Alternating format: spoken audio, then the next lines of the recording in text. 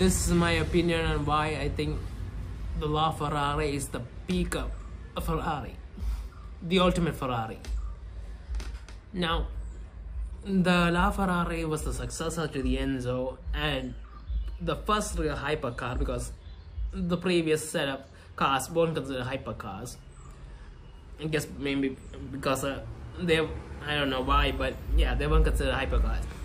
Now the LaFerrari came out with the whole trinity of hypercars, the McLaren P1 and the Porsche 918, and in terms of looks alone, it was the best looking car, let's be honest. It was wild and incredible. I mean, sure, it might be a little polarizing to some people, but for most people, everyone loved that car. It was an incredible car. And it had the iconic Ferrari V12, and it was the first time they had a hybrid system to it. They had an electric motor to the V12. Now the V12 produced 790 horsepower and the electric motor put out 160, and combined they put out 950 horsepower in a Ferrari.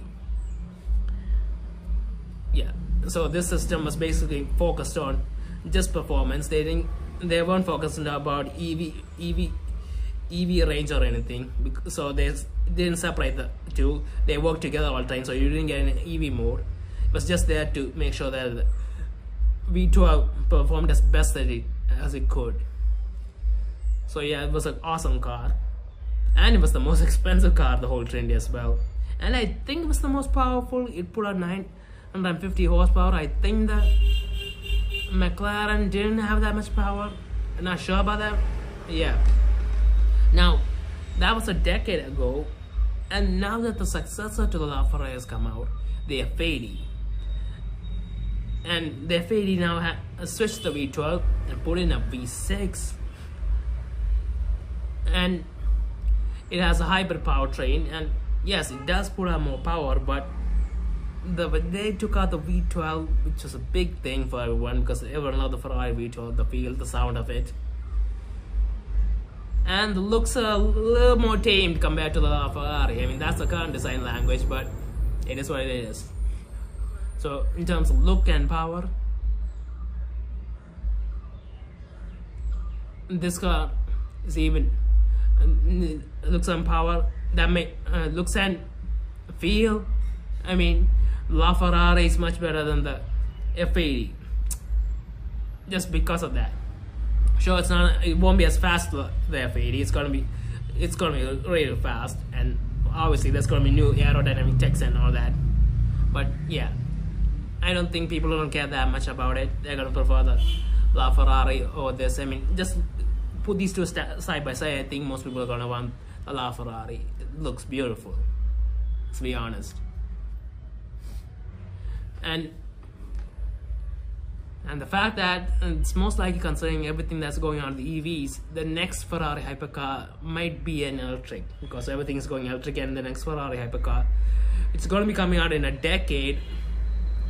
There's a good chance it's going to be an electric, and the chance of them bringing back the V12 for the next hypercar is low, unless something else happens. But when you look at that logic, the LaFerrari is the last Ferrari with the V12, the big V12 engine that it was Ferrari's famous for.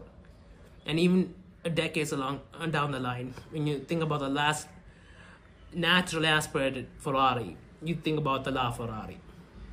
And I think this car's gonna be a legend in the future. And even the name, come on, they named it the LaFerrari,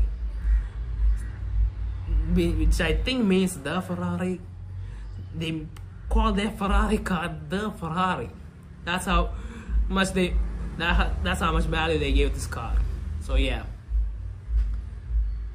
the Ferrari, in my opinion, is the peak of Ferrari in terms of engineering and all that, because in the early 2013s, I think engineering reached a certain pinnacle. And sure, it's improved since then, but I don't think it's improved as much to say that this is the new pinnacle or anything. Because compared to the previous generation, there was a huge improvement back then. So yeah, this car's going to go down in history as probably the greatest Ferrari, and probably someday the most expensive Ferrari too. Because all cars are all classic cars are really going up in value. So yeah.